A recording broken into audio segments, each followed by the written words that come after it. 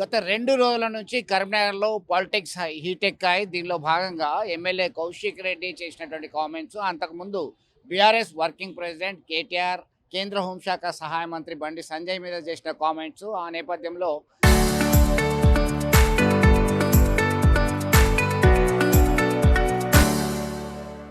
సంజయ్ కేటీఆర్ పై చేసిన కామెంట్స్ ఈ అగ్నికి ఆజ్యం పోసినట్టయింది. దీనిలో భాగంగా ఎమ్మెల్యే కౌశిక్ రెడ్డి మీడియా సమావేశంలో మాట్లాడుతున్నటువంటి క్రమంలోనే కొంతమంది బీజేపీ కార్యకర్తలు, నేతలు 2 రోజుల క్రితం కరీంనగర్లోని ఎమ్మెల్యే గంగుల కమలాకర్ కార్యాలయంపై జొరబడి కారును ధ్వంసం చేయడము, అలాగే ఫర్నిచర్ ధ్వంసం చేయడం, పూల కుండీలు ఎత్తేయడం జరిగింది. దీనిలో భాగంగా ఈరోజు కరీంనగర్ నగర బంద్కు పిలుపునిచ్చారు.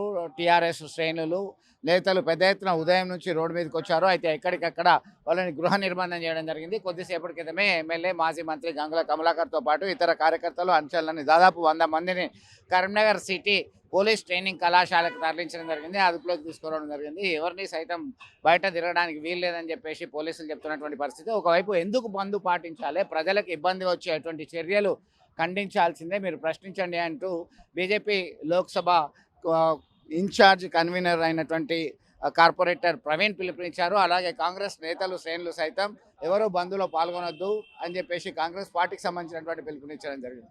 ప్రస్తుతం మనం చూస్తున్నాం, ఇప్పటికే హై టెన్షన్ సిచ్యువేషన్ ఉంది. గంగుల కమలాకర్ ఇంటి పరిసర ప్రాంతాల్లో భారీగా పోలీసులు మారించారు. వివిధ ప్రాంతాల నుంచి కార్యకర్తలు తరలి వస్తున్నటువంటి పరిస్థితి. చొప్పదండి మాజీ ఎమ్మెల్యే సుంకే రవిశంకర్ సైతం హౌస్ అరెస్ట్ అయ్యారు. చాలామంది కార్యకర్తలు, నేతల్ని ఎక్కడికక్కడ అదుపులోకి తీసుకుంటున్నటువంటి పరిస్థితి. మొత్తం మీద బంద్కి సంబంధించి మిశ్రమ స్పందన కనబడుతుంది. కరీంనగర్ సంబంధించినటువంటి విషయానికి వస్తే పోలీసులు మాత్రం ఎలాంటి అవాంఛనీయ ఘటనలు జరగకుండా ముందస్తు చర్యలు తీసుకుంటున్నారు. అర్ధరాత్రి దాటిన తర్వాత 2 నుంచి 3 గంటలు ఉదయమే వివిధ ప్రాంతాలకు సంబంధించినటువంటి నేతల ఇంటి దగ్గరికి వెళ్ళారు. హౌస్ అరెస్ట్ చేయడం జరిగింది. దీనిలో ఇప్పటికే ఇది కొనసాగుతున్నటువంటి పరిస్థితి. ఏ క్షణమైనా ఎలాంటి పరిస్థితి అయినా కానీ ఎదుర్కోవడానికి సిద్ధంగా ఉన్నటువంటి పరిస్థితిని గమనించవచ్చు. భారీగా పోలీసు వాహనాలు వచ్చాయి. దాదాపు 100 మంది పోలీసులు కరీంనగర్ సిటీని అంతా కూడా జల్లడబడుతున్నటువంటి పరిస్థితి. మొత్తం మీద కరీంనగర్లో మరొకసారి ఎలాంటి అవాంఛనీయ ఘటన జరగకుండా చూసేందుకు అన్ని రకాల చర్యలు తీసుకునేటువంటి ప్రయత్నంలో భాగంగా వీరంతా కూడా సిద్ధంగా ఉన్నట్టుగా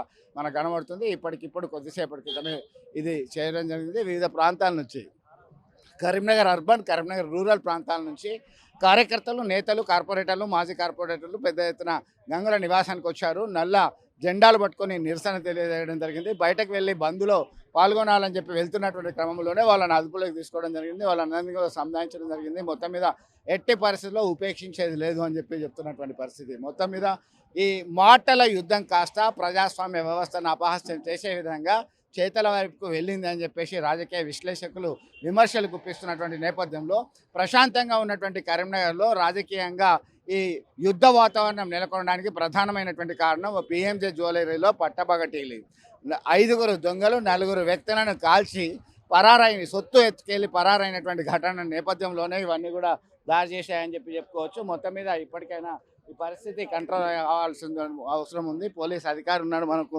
మాట్లాడడానికి. పోలీసు ఏమంటున్నారో ఒక్కసారి చూద్దాం. కరీంనగర్ రూరల్ ఏసీపీ ఉన్నారు, విజయ్ ఉన్నారు. విజయ్కి సంబంధించి సమాచారం ఒకసారి తెలుసుకుందాం మనం.